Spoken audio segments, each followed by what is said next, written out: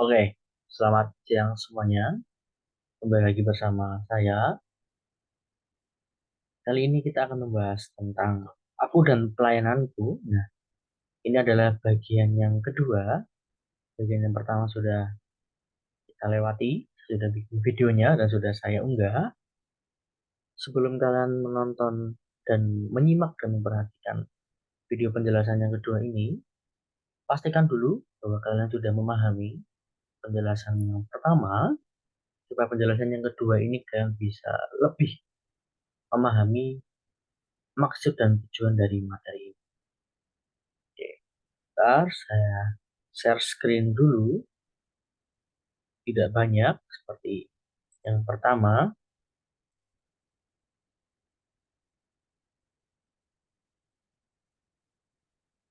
Ya, aku dan pelayananku ini adalah bagian yang kedua.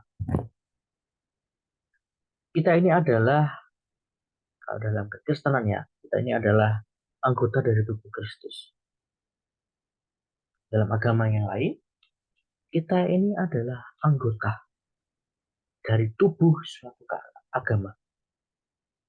Nah, tubuh itu kan tidak hanya isinya kepala semua. Ada kepala. Kepala pun isinya tidak hanya otak. Tapi di luar ada alis, ada mata, hidung, mulut, telinga, dan yang lain. Dan ada tangan, ada jarinya, ada kaki, ada perut, dan segala macamnya. Kita diibaratkan sebagai tubuh. Artinya kita ini satu kesatuan dalam manusia. Tapi kita punya perannya masing-masing. Tangan punya peran masing, kaki punya perannya masing-masing, hidung punya perannya, mulut punya perannya. Kalian sebagai generasi muda, sebagai generasi tubuh agama, tubuhnya Kristus, kalian harus bersatu meskipun kalian berbeda-beda. Bersatunya bagaimana? Melalui pelayanan, melalui aktif melayani Tuhan dan sesama. Kalian ini sedang di masa remaja. Kalau dalam IPA, dalam biologi, itu menunjukkan ada beberapa hal yang menjadi tanda bahwa kalian adalah seorang remaja. Dan ada perubahan-perubahan dalam diri yang itu juga mengarah kepada tahap kedewasaan. Baik itu pikiran, otak, mental, dan segala macam. Nah, sebagai seorang remaja, bahkan di zaman sekarang ini, kalian adalah pribadi-pribadi yang punya pemikiran kritis dan terbuka dalam menghadapi perubahan-perubahan yang ada. Kalian memiliki peran yang penting dalam perkembangan agama. Apa saja peranmu, peran kalian dalam pelayanan?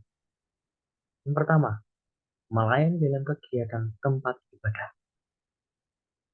Di bagian pertama, part satu, saya menjelaskan banyak hal di situ. Contoh-contoh, kalian bisa terlibat dalam pelayanan sebagai pemain musik, petugas persembahan atau kolektor, operator LCD, dan pelayanan-pelayanan yang lainnya.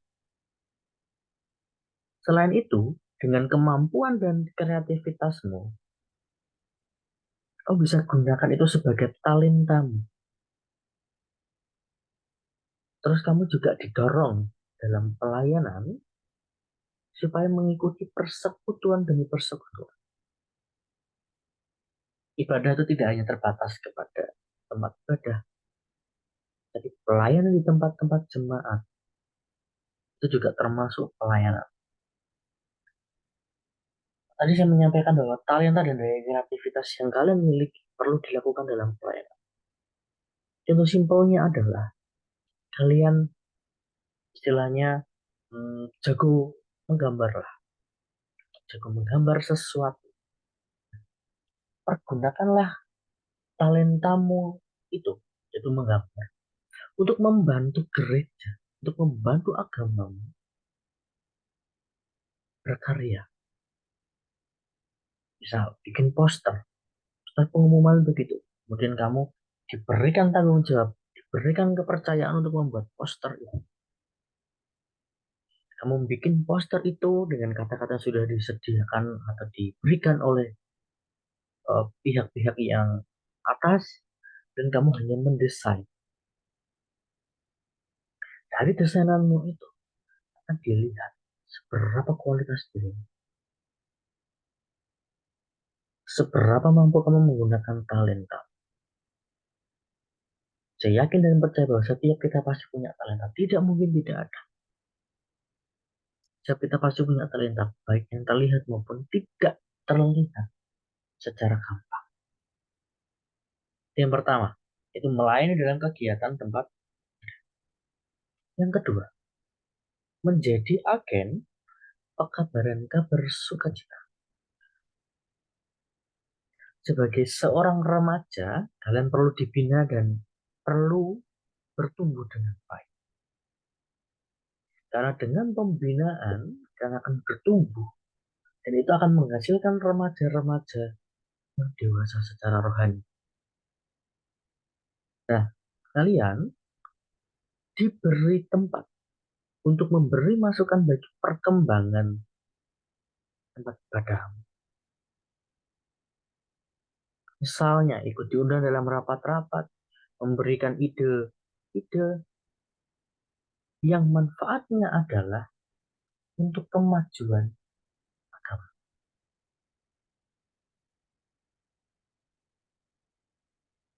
Keterbukaan pihak-pihak dari agama itu akan membuka peluang bagi kamu untuk berkreativitas, untuk menggunakan ide-idemu, untuk menggunakan pemikiranmu, kreativitas, untuk diasah. Jadi, bagaimana cara menjadi agen pekabaran kabar sukacita? Pertama, kamu akan dibina. Setelah dibina, kamu akan menghasilkan sesuatu. Menghasilkan sesuatu barulah berdampak. Nah, salah satu hasil yang dilakukan adalah keterlibatanmu dalam rencana-rencana kegiatan gereja tempat ibadah. Kemudian dampaknya adalah kamu memberikan ide-ide yang kreatif demi perkembangan gereja atau tempat ibadah. Yang ketiga, kalian dalam pelayanan sebagai remaja itu menjadi penerus masa depan gereja atau agama. Masa-masa remaja ini bisa dibilang cukup sulit karena banyak perkembangan-perkembangan yang tidak mengarah kepada positif, tapi justru membawa kemunduran moralitas. Nah, di bagian yang kedua tadi saya mengatakan bahwa ada pembinaan. Tujuan pembinaan ini adalah supaya kalian menjadi pribadi yang hidup sesuai dengan norma dan ajaran agama yang ada. Karena apa? Karena gereja, karena agama sudah menyadari sekarang trennya itu bukan mengarah kepada yang baik, tapi mengarah kepada hal-hal yang negatif, hal-hal yang bahkan jauh dari ajaran-ajaran agama. Kemudian, dan sebagai generasi gereja, generasi agama, perlu diberikan contoh, perlu diberikan teladan oleh orang-orang terdekat, baik itu pemimpin agama, keluarga, guru, orang-orang di sekitar, semua orang yang ada di sekitar.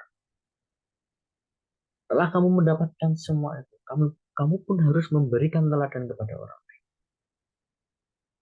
Teladan bagaimana bersikap baik, bagaimana cara mengasihi orang lain, bagaimana mengampuni orang lain, dan berbagai macam teladan yang kamu terima dan kamu terapkan dalam kehidupan. Yang keempat, peranmu dalam pelayanan adalah menjadi saksinya Allah. Setelah kamu mengikuti pembinaan, maka kamu akan diutus untuk menjadi saksi dan teladan dalam kehidupanmu sehari-hari. Pembinaan tidak cukup hanya sekali atau sehari, tapi membutuhkan proses yang begitu banyak, membutuhkan proses yang begitu lama. Tujuannya bukan untuk membuang-buang waktu, tapi untuk mengetahui secara perlahan bagaimana caramu untuk berpikir, bagaimana caramu berkata-kata, bertindak, supaya kamu siap menjadi pribadi-pribadi yang diutus untuk menjadi saksi dan teladan dalam kehidupanmu sehari-hari. Melalui kehidupanmu itu, orang-orang akan melihat bahwa, oh, ternyata agama atau isinya orang-orangnya begini-begini ya. Pantas. Ternyata agama B begitu. Wong orang-orangnya aja kayak begitu. Orang di sekitar bisa menilai agama A atau B atau apapun itu melalui tingkah laku dalam kehidupan kita sehari-hari. Oleh sebab itu ketika sudah dibina dan sudah dirasa cukup atau mampu untuk diutus, maka akan diutus. Selanjutnya, menjangkau banyak orang melalui teknologi untuk mengenal keagamaan dengan baik melalui teladan yang baik. Kita bisa manfaatkan teknologi, kita bisa manfaatkan TikTok, IG, X, WA, Facebook, dan segala macam aplikasi sosial media untuk menjadi saluran kita memberitakan kabar sukacita, untuk memberitakan bahwa kita adalah orang yang diutus Allah melalui gereja, melalui agama.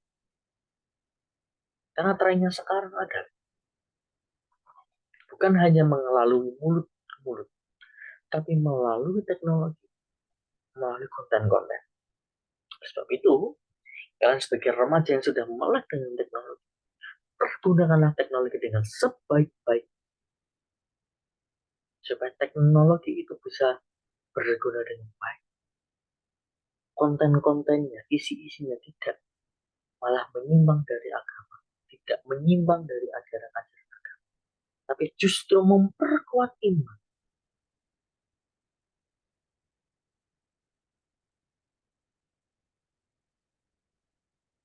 Kita perlu menyadari bahwa pasti ada tantangan kita berpelayanan, baik itu tantangan dari luar maupun dari dalam. Kita melihat dulu tantangan dari luar. Yang pertama, ada teknologi. Pemanfaatan teknologi sekarang banyak yang menyimpang dari ajaran keagamaan. Banyak konten-konten di TikTok yang lewat FYP saya. Isinya tidak begitu jelas. Mengarahkan kepada seksualitas, mengarahkan kepada ajaran-ajaran yang tidak baik.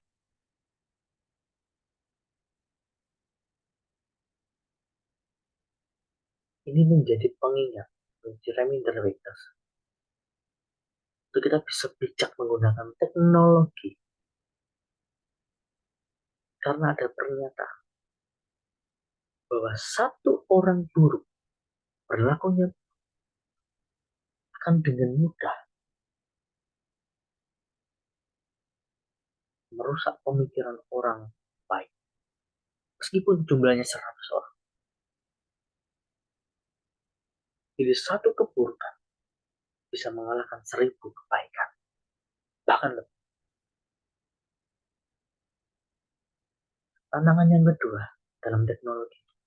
Menggunakan teknologi secara berlebihan. Apa dampaknya menggunakan teknologi secara berlebihan? Akan menjadi kecanduan. Ya, kalau semisal kecanduannya itu adalah menonton konten-konten tentang agama. Nonton konten-konten tentang ajaran-ajaran agama yang sesuai dengan yang ada. Justru sebaliknya, itu akan bahaya. Tentu, dampak yang lain adalah mata. Mata akan mudah sakit. Otak pun juga akan. sakit, pusing, dan segala macamnya. Tantangan yang ketiga dalam teknologi, kita akan menjadi pribadi yang lebih mengutamakan dunia maya daripada pelayanan. Kenapa? Karena di rumah bisa TikTokan, bisa IG-an, YouTube-an, dan segala macam. Kita akan menjadi pribadi yang lupa dengan pelayanan. Bahkan kita menganggap bahwa nggak usah datang ke gereja, dan ada live streaming. Ada live streaming. Bagi saya pribadi, ibadah itu bukan hanya tentang tempatnya, tapi relasi kita, komunikasi kita dengan Allah dan sesama. Maka dari itu, saya paling tidak suka ibadah secara live streaming. Karena saya tidak mempunyai relasi dan komunikasi dengan sesama, dengan orang-orang lain. Lalu apakah kita menyalahkan ketika zaman COVID kemarin? No. Itu adalah satu keadaan yang memaksa kita untuk live streaming. Live streaming pada masa COVID dengan masa kini, feel-nya sudah berbeda. Kalau feel-nya zaman dulu, ketika COVID, kita masih enak berkomunikasi dengan yang lain. Tapi kalau sekarang sudah tidak enak, feel-nya sudah sangat berbeda. Kita mengutamakan dunia maya daripada pelayanan. Saya yakin kalian sudah memahami dengan betul. Karena ini menjadi dinamika dalam kehidupan kalian. Lanjut, yang kedua, tantangan dari luar adalah lingkungan. Seringkali lingkungan yang kita hadapi bukanlah lingkungan yang mendukung kita untuk memiliki karakter-karakter yang baik.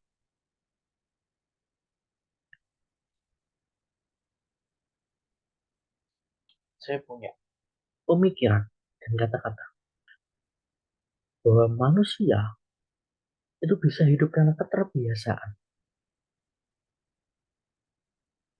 Bayangkan, kalau dari kecil kita tidak dibiasakan untuk berbicara, apakah kita akan bisa berbicara? Bayangkan, kalau kita tidak dibiasakan mulai dari kecil, makan dengan tangan kanan, apakah kita bisa makan dengan tangan kanan? Bayangkan, kalau dari kecil kita tidak terbiasa untuk berkata-kata yang benar, berkata-kata yang baik, apakah ketika kita sudah besar ini bisa berkata-kata yang baik? Bisa, mungkin bisa, tapi persentasenya kecil. Kenapa? Karena kita sebagai manusia hidup karena keterbiasaan. Bahkan di Alkitab pun mengatakan kebiasaan yang buruk merusakkan kebiasaan yang baik. Milikilah kebiasaan-kebiasaan yang baik supaya hidupmu terbiasa dengan kebaikan. Makanya sekolah kita SMP masih satu PSAK setiap pagi mengadakan apel pagi. Tujuannya bukan untuk kalian supaya panas-panas. Tujuannya adalah pembentukan karakter disiplin, pembentukan karakter cinta tanah air, pembentukan karakter bangga dengan sekolahan. Itu tujuan dari apel pagi. Bukan supaya kamu panas-panasan kemudian kamu sakit, no. Tapi ingin membentuk karaktermu supaya menjadi pribadi yang disiplin, pribadi yang jujur, bertanggung jawab, cinta tanah air dan cinta akan sekolah.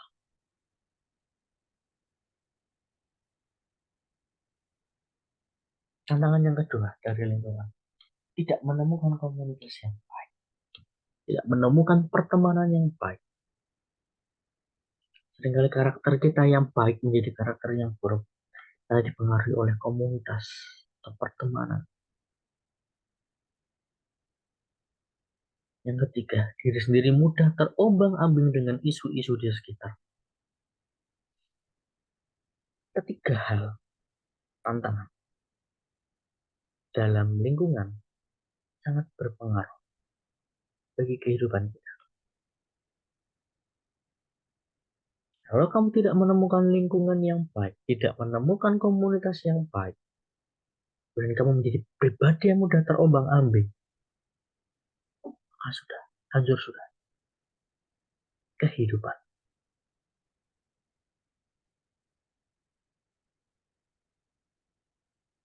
Maka dari itu, kalau menurutmu karaktermu tidak bisa bertumbuh dengan baik di lingkunganmu,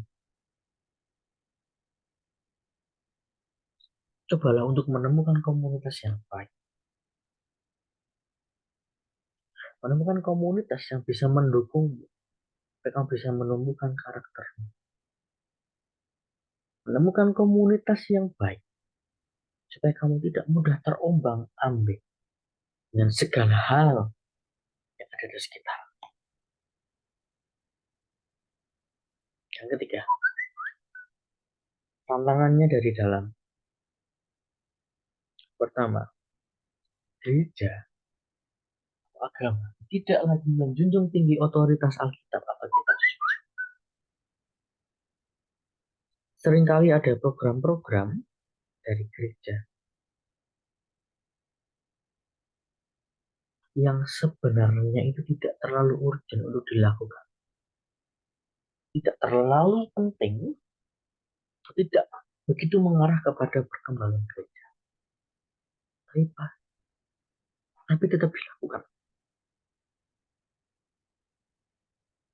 Yang pertama, tidak sesuai dengan ajaran. Yang kedua, membuang-buang anggaran. Yang ketiga, membuang banyak energi. Dan yang lain-lain. Program-program yang harusnya diutamakan adalah pertumbuhan. Tapi malah digunakan untuk kesenangan-kesenangan duniawi. Coba kalian perhatikan tempat ibadah kalian. Apakah program-programnya berarah kepada pertumbuhan iman? Atau hanya bersifat euforia, sifat kesenangan diri? Yang kedua, khotbah yang isinya hanya menyindir tanpa adanya solusi. Dia pernah mengatakan bahwa khotbah itu bisa menjadi pedang bermata dua. Artinya bisa mengembalikan hidup orang yang tidak benar menjadi benar. Atau bahkan semakin menjuruskan atau menjatuhkan orang yang hidup dan tidak benar. Khotbah yang baik adalah khotbah yang menggunakan kehidupan nyata sebagai pembelajaran hidup, bukan sebagai penyalahan hidup. Artinya adalah menyampaikan bahwa dalam kehidupan kita tidak boleh berbohong. Caranya bagaimana? Harus melakukan A, B, C, dan segala macam. Kemudian mengambil suatu kisah. Berapa waktu yang lalu saya bertemu dengan Bapak A. Bapak A bercerita bahwa dirinya pernah berbohong. Kemudian beliau bertobat. Beliau menyanggupi untuk mengembalikan semua yang telah dia ambil dari pembohongan dia. Contoh yang baru saya sampaikan itu adalah khotbah yang sebenarnya menyindir supaya setiap kita tidak berbohong. Tapi menyindirnya ada solusinya bahwa harus begini, harus begitu. Sedangkan kalau kemarin saya bertemu dengan Bapak A, beliau bapak selesai. Hanya menjelaskan kasusnya, akan langsung merujuk kepada oh itu Bapak A. Coba nanti tanyakan ke Bapak A. Khotbah bukannya untuk menumbuhkan, mengembangkan iman jemaat, tapi semakin menjatuhkan iman jemaat. Yang ketiga, tantangan dari pertama ini adanya perselisihan antara umat. Hal ini tidak bisa dilepaskan dalam kehidupan. Pasti ada saja orang-orang yang merasa bahwa dirinya dimusuhi. Orang-orang yang merasa bahwa dia memusuhi orang lain. Ketiga tantangan ini saling berkaitan. Ketiga tantangan ini sangat real, sangat nyata dalam kehidupan pelayanan. Sebagai remaja, kalian harus menguatkan diri, menguatkan mental, supaya tantangan yang pertama dari tantangan dari dalam ini tidak membuatmu menjadi pribadi yang mudah rapuh, jadi pribadi yang mudah goyah. Yang kedua, tantangan dari dalam. Gereja atau agama tidak tanggap terhadap kemajuan teknologi. Gereja atau agama merasa bahwa teknologi itu tidak perlu terlalu diikuti. Ada beberapa tempat ibadah yang mengatakan seperti itu. Mereka terlalu fanatik dengan penggunaan alat-alat. Mereka merasa bahwa kafir, haram, ini tidak menunjukkan kehadiran Allah. Sedangkan dalam dunia kita yang sekarang, kita ini dituntut mau tidak mau pergunakan teknologi. Baik secara simpel melalui live streaming, penggunaan kamera, alat musik, dan segala macam. Yang kedua, tidak adanya regenerasi pelayanan. Jadi tidak ada yang mewariskan pelayanan. Jadi dalam pelayanan itu isinya orang-orang yang sudah tua, tidak ada yang muda. Yang ketiga, tidak memanfaatkan teknologi untuk lebih mengajak dan menuntun umat mendalami keimanannya. Dengan kemajuan teknologi sebenarnya kita dimudahkan. Contoh simpelnya adalah seperti ini. Saya tidak sempat menjelaskan di kelas karena waktu kita yang terbatas. Saya memanfaatkan teknologi yaitu video. Kemudian saya menguploadnya di YouTube sebagai wadah untuk memberikan materi, untuk menjelaskan materi. Gereja atau agama perlu menanggapi teknologi dengan baik supaya bisa mengajak dan menuntun umat dalam keimanannya. Dalam gereja, teknologi bisa dimanfaatkan untuk pembuatan konten tentang ibadah, misal seperti penjelasan warta jemaat, pengumuman, kemudian renungan-renungan singkat, atau bahkan untuk pendalaman Alkitab. Gereja bisa menggunakan teknologi. Nah, dari begitu banyaknya hal-hal kita pelajari bersama, kiranya ini bisa memantik kalian untuk bisa menjadi pribadi-pribadi umat beragama yang bersedia melayani dengan hati yang tulus. Kalau sudah memahami bahwa ada dua tantangan, yaitu dari luar dan dalam, yang masing-masing mempunyai dinamika-dinamika yang berbeda. Oleh karenanya, saya mengajak setiap kita semua untuk tidak pernah ragu-ragu dalam berpelayanan. Yakinilah bahwa dirimu pasti punya talenta. Kalau kamu sampai sekarang belum menemukan, siapa? Doakan itu. Lakukan segala hal yang membuatmu bisa terobses untuk menemukan talenta. Cukup segini penjelasan untuk materi aku dan pelayananku part 2, bagian yang kedua. Kiranya melalui penjelasan secara online ini bisa membantu kalian semakin memahami materi. Karena konsep bukan hanya akan memahami materi, tapi bisa kalian terapkan dalam kehidupan kalian sehari-hari dalam berpelayanan sebagai wujud syukur atas kasih dan penyataan Allah. Catat yang perlu dicatat, supaya kalian punya catatan. Dan saya akan membagikan link Google Home, itulah isinya latihan soal STS. Silakan diisi, jangan takut salah, isilah sesuai dengan apa yang kalian pahami. Di isian singkat, kalau misal jawaban kalian tidak tepat, akan saya koreksi secara manual. Nilai yang ada, dan nanti akan otomatis muncul nilainya kalau kalian sudah selesai mengerjakan. Jangan pesimis dengan nilai itu. Ini latihan. Ujian yang nyata adalah STS. Ini hanya latihan. Tenang. Tapi bukan berarti bahwa kalian mengerjakan ini dengan sembarangan, dengan seenaknya. Tidak. Karena namanya latihan, ini ibarat seperti kalian bertempur. Tapi ini versi yang ringan. Gitu ya. Terima kasih untuk kesempatan di siang hari ini. Kiranya kalian selalu sehat dan teruslah berharap kepada Tuhan. Tuhan menuntun dan menyertai kita selalu.